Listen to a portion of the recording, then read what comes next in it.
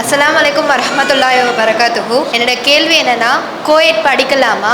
ஆசிரியர் நம்ம பாராட்டும் போது அவங்க நம்ம கை கொடுத்தாங்கன்னா நம்ம கொடுக்கலாமா? அதற்கு மார்க்கத்தில் அனுமதி உண்டா? இந்த கோயட் என்று சொல்லக்கூடிய கோ எஜுகேஷன், ஆண்பாளரும் பெண்பாளரும் இணைந்து படிக்கக்கூடிய அந்த கல்வி முறையில் படிக்கலாமா அப்படிங்கிற கேள்வியை கேட்குறாங்க. இந்த கோ எஜுகேஷன் சிஸ்டம், ஆண்களும் பெண்களும் சேர்ந்து படிக்கக்கூடிய அந்த கல்வி முறையில் பிரச்சனை இல்லைங்க.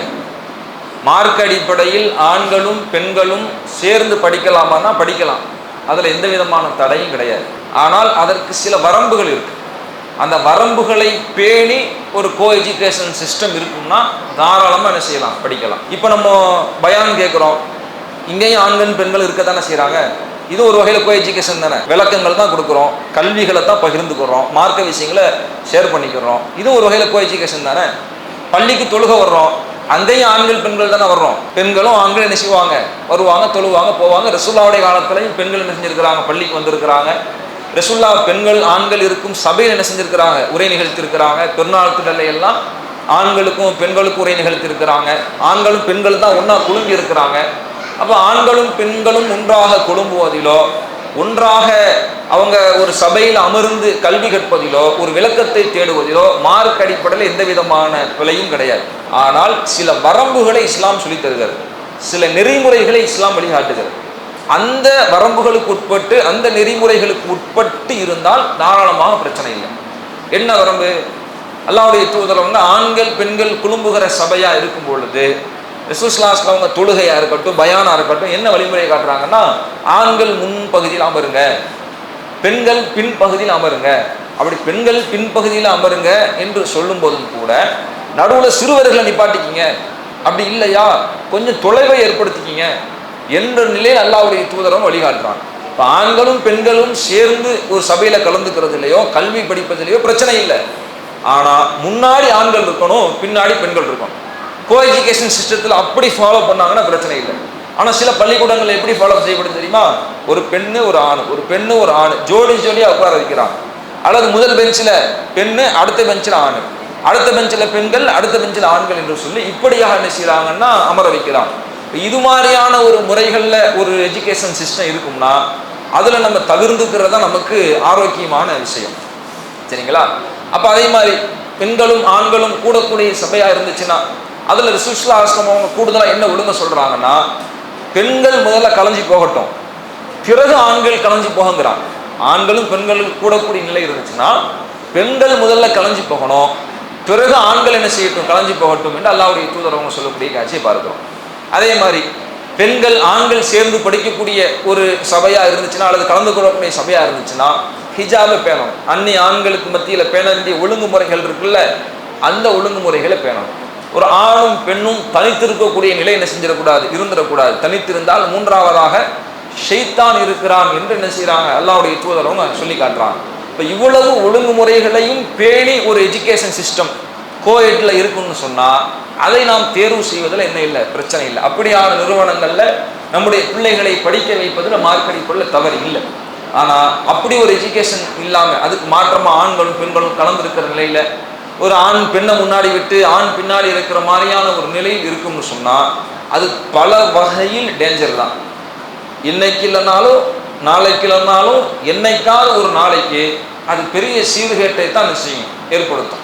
இதை சொல்லி புரிய வச்சு வளர்க்க வைக்கத்தான் அப்படிங்கிற அவசியம்லாம் இல்லை. இன்றைக்கே நிறைய யூனிவர்சிட்டியில் பார்க்குறோம்.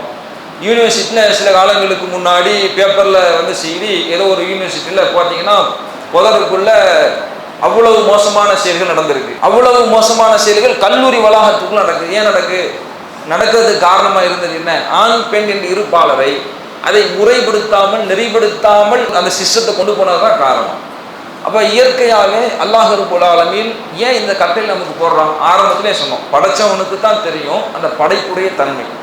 இப்போ மனிதனுடைய உடலியல் ரீதியிலாகவே ஒரு ஆணும் ஒரு பெண்ணும் அங்கே அவர்கள் கலந்திருக்கிற ஒரு நிலை இருக்கும்னா, பிரிஞ்சிருக்கிறது வேற, கலந்திருக்கிற நிலை, முன்னாடி பெண்ணு பின்னாடி ஆணு அல்லது ஒரு பெஞ்சிலே ஆணும் பெண்ணும் கலந்திருக்கிற நிலை இருக்கும்னா அது உளவியல் ரீதியிலாக உடலியல் ரீதியிலாக பல மாற்றங்களை மனிதனுக்குள்ளாக ஏற்படுத்தும். அதனால தான் அல்லாஹ்வுடைய தூதர் வந்து தனித்திருக்க வேண்டாம்னு சொன்னாங்க. அப்படி செய்யவே கூடாதுன்னா என்ன மாற்றம் ஏற்படுது அப்படின்னா, இயற்கையாகவே நம்மளுக்கெல்லாம் தெரிஞ்சிருக்கும், ஆண்களுக்கு வந்து டெஸ்டோஸ்டரான் என்று சொல்லக்கூடிய ஒரு ஹார்மோன் சுரக்குது, பெண்களுக்கு ஈஸ்ட்ரோஜன் என்று சொல்லக்கூடிய ஹார்மோன் என்ன செய்யுது, சுரக்குது. அவங்களுடைய ஆண்மைத்தன்மையையும் ஒரு பெண்ணுக்கு ஒரு பெண்மைத்தன்மையையும் தீர்மானிப்பதே இந்த ஹார்மோன் தான். எப்படி டிஎன்ஏவுடைய XY சேர்க்கை ஒரு ஆண் பெண்ணை தீர்மானிக்கிறதோ, அப்படி தீர்மானிக்கப்பட்ட உடலியல் ரீதியிலான ஆணுக்கும் பெண்ணுக்குமான ஒரு ஆணுக்கான உணர்வை, ஒரு பெண்ணுக்கான உணர்வை ஏற்படுத்துவது இந்த ஹார்மோன் தான். இந்த ஹார்மோன் ஒரு ஆணும் பெண்ணும் அல்லது ஆண்களும் பெண்களும் கலந்திருக்கிற சபையாக இருக்கும்னா, பிரிஞ்சிருக்கிற சபை இல்லை, மார்க்கம் பேணிய வரம்புகளின் அடிப்படையில் இருக்கிற சபை இல்லை, கலந்திருக்குங்கிற சபையாக இருக்கும்னு சொன்னா, நீங்க இன்னைக்கும் நீங்க தேடி பார்க்கலாம், எல்லாரு கையிலையும் மொபைல் ஃபோன் இருக்கு, டேட்டாலாம் என்ன செய்யுது, தரவுகளாக நமக்கு இலகுவாக கிடைக்கக்கூடிய விஷயமா இருக்குது. அதுல ஆண்களுக்கு டெஸ்டோஸ்டரான் என்று சொல்லக்கூடிய ஹார்மோன் இயல்பாகவே சற்று அதிகரிக்கிறது, இயல்பாகவே சற்று அதிகரிக்கிறது அப்படின்னு தரவுகள் சொல்லுது. இந்த ஹார்மோன் ஒருத்தவங்களுக்கு பாலியல் தூண்டல் ஏற்படும் பொழுதுதான் அதிகமாகும். ஆனா இந்த ஹார்மோன் எங்க அதிகமாகுங்கிறாங்க, ஆண்களும் பெண்களும் கலந்திருக்கும் பொழுது இயற்கையாகவே என்ன செய்யுது, அதிகமாகிறது, ஜஸ்ட் கொஞ்சமா ஸ்லைட்டா இன்க்ரீஸ் ஆகுது அப்படிங்கிறாங்க. அப்ப இந்த நிலை தொடர்ந்து கொண்டே சென்றால் இது ஆபத்தா இல்லையா? படைச்சவனுக்கு தெரியாத ஆண் பெண் எப்படி இருப்பாங்கன்னு படைச்சவனுக்கு தெரியாத, தெரிஞ்சதுனால தான் சேர்ந்து இருக்கக்கூடாது அல்லாஹ் கட்டளை போடுறான். இப்போ அல்லாஹ் ஒரு கட்டளையை போட்டால் அதில் காரணம் இருக்கும், அந்த காரணத்தை நம்ம தேடி போக தேவையில்லை. இருந்தாலும் இன்றைய மருத்துவ உலகம் அதற்கான காரணத்தை நமக்கு தெளிவுபடுத்துது. டெஸ்டோஸ்டரான் என்று சொல்லக்கூடிய ஹார்மோன் அதிகரிக்கும், இது அதிகரிக்க அதிகரிக்க அவனுக்கு பாலியல் தூண்டுதல் ஏற்படும், அது ஒரு கட்டத்தை தாண்டும் பொழுது அவனுக்கு தவறான எண்ணம் தோன்றும். இப்போ இந்த முறையில் ஒரு கோ எஜுகேஷன் சிஸ்டம் இருக்கும்னா அதை அறவே என்ன செய்யக்கூடாது, கூடாது. இந்த ஆணும் பெண்ணும் ஒரு தனித்து சந்திக்கக்கூடிய ஒரு சூழ்நிலை இந்த கோ எஜுகேஷன் நடக்குது. சில ஊர்களில், சில மாவட்டங்களில், ராமநாதபுரம் மாவட்டத்தில் ஒரு ஊரில் ஒரு ஸ்கூலு, கழிவறையில் பார்த்தீங்கன்னா குழந்தையை பெற்று போட்டுட்டு போயிடுச்சு ஒரு பிள்ளை. என்னடா எதுடான்னு பார்த்தா அது கோ எஜுகேஷன் சிஸ்டத்தில் நடக்கிற ஒரு கல்வி நிறுவனம் தான். எல்லோரும் போனதுக்கப்புறம் ஸ்கூலில் கிளாஸில் யாரும் இல்லாமல் ஆனதுக்கப்புறம் தப்பு செஞ்சுருக்கிறாங்க.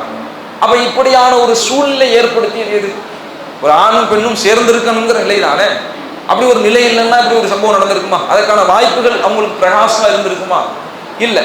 அப்படியாக பல தவறுகள் நடப்பதற்குண்டான ஒரு வாய்ப்பாக ஆணும் பெண்ணும் சேர்ந்திருக்கக்கூடிய ஒரு நிலை ஏற்படுத்தும். இயற்கையாக அதுதானே, ஒரு ஆணும் பெண்ணும் அப்படித்தான் இயற்கையில் எல்லாம் படைச்சிருக்கிறாங்க பொழுது அது மாதிரியான ஒரு கல்வி நிலையங்களில் நம்முடைய பிள்ளைகளை படிக்க வைப்போம்னா என்னைக்கு டேஞ்சர் தான். காக்கைக்கும் தன் குஞ்சு பொன் குஞ்சுங்கிற மாதிரி நம்ம பிள்ளை நல்ல பிள்ளை நம்ம நம்புவோம், ஆனால் சைத்தானுடைய ஊசலாட்டம் எப்படியும் வரும். பெரிய பெரிய மார்க்க சிந்தனைகளை பெற்றவர்கள், மார்க்க போதனைகளை சொன்னவர்கள், பல ஆண்டு காலம் மார்க்க விஷயங்களை ஒழுக்கங்களை போதிச்சவங்க கூட இந்த ஒரு விஷயத்தில் தடுமாறி போறதுக்கு காரணமாக இருந்தது எது? மனுஷ உடலியல் அப்படித்தானே, மனுஷ உளவியல் அதுதானே. அப்போ அதைத்தான் மார்க்கம் நமக்கு ஒரு எச்சரிக்கையாக இருக்க சொல்லுதுன்னா, அது மாதிரியான ஒரு நிலையை அடையக்கூடிய ஒரு சந்தர்ப்பம் நம்மள்கிட்ட வந்துடக்கூடாது. அப்படியாக ஒரு கோ எஜுகேஷன் சிஸ்டம், ஒரு ஆணும் பெண்ணும் கலந்துருக்கிற மாதிரியான ஒரு நிலை இருக்கும்னா அதை தவிர்த்து இருப்பது தான் சரியானது. இதில் ஆசிரியர் வந்து என்ன செய்கிறாங்க, பாராட்டுறாங்க, பாராட்டுறதுக்காக வேண்டி கை கொடுக்குறாங்க. அப்படி கை கொடுக்கலாமான்னு கேட்குறாங்க. அறவே கூடாது. ஒரு அந்நிய ஆண் ஒரு அந்நிய பெண்ணை என்ன செய்யக்கூடாது, தொடக்கூடாதுங்கிற வழிகாட்டுதல் ரசூலுல்லாஹி ஸல்லல்லாஹு அலைஹி வஸல்லம் சொல்லி காட்டுறாங்க. அப்படி இருக்கும்போது ஒரு அந்நிய பெண்ணாக இருந்து ஒரு ஆணிடத்தில், ஒரு அந்நிய ஆணிடத்தில் போய் கை கொடுப்பது என்பது அது ஆரோக்கியமானது இல்லை. இது வந்து ஒரு சாதாரணமாக கடந்து போகக்கூடிய விஷயமாக நாம் பார்க்கக்கூடாது. எதிரில் இருக்கக்கூடிய ஆண் எந்த மனநிலையில் இருப்பான்னு தெரியாது. பார்க்க நல்லா பேசலாம், நல்லா இருக்கலாம், நல்லா தானே இருக்கிறாருன்னு தோணலாம், ஆனால் அவனுடைய உள்ளத்தில் என்ன எண்ணங்கள் ஓடிக்கொண்டிருக்கு அப்படிங்கிறது நமக்கு தெரியாது. எனவே இது மாதிரியான கோ எஜுகேஷன் சிஸ்டங்களை தவிர்த்து கொள்வது தான் நம்முடைய சமுதாயத்திற்கு ஆரோக்கியமானது. அல்லாஹு அக்பர், அல்லாஹு அக்பர்.